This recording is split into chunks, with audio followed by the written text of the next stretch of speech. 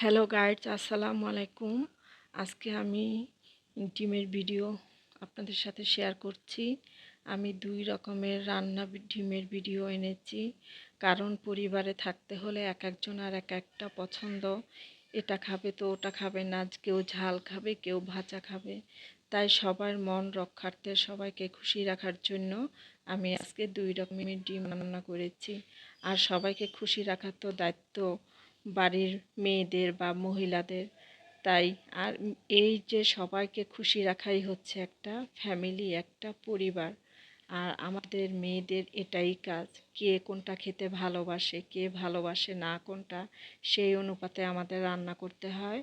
যাই হোক, আমি প্রথমে ডিম 4টা ডিম আগে আমি ঝাল করব, এর জন্য আমি ডিমটা ভেজে নিচ্ছি। এই এক একজনের পরিবারের পছন্দ অপছন্দ খেয়াল রাখতে রাখতে দেখা যায় আমাদের নিজেদের পছন্দ অপছন্দগুলোই আমরা ভুলে গেছি। কি যে পছন্দ করতাম এখন কিচ্ছু মনে নেই। যখন যেটা পাই সেটাই করি, সেটাই খাই। যাই হোক, বাড়িতে যখন যাই মা জিজ্ঞেস করে কি খাবি, বলি কিছু না। বলে আগে না তুই এটা খেতিস। বলে এখন তো আর ওরকম কিছু নাই, এখন যা পাই তাই খাই। পছন্দ জিনিসটা এখন আর নাই, সেটা অনেক আগেই হারিয়ে গেছে।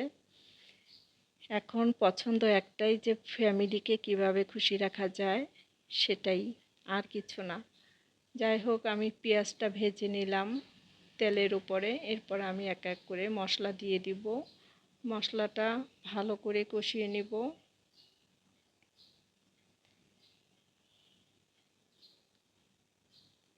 এর মধ্যে আমি ডিমগুলো দিয়ে দিব।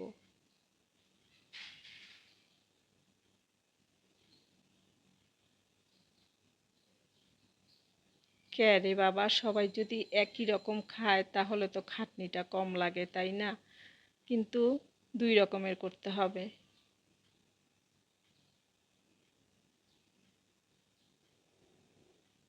আমার এটা প্রায় হয়ে গেছে। আমি একটু লাস্টে জিরা দিয়ে উঠিয়ে নিচ্ছি।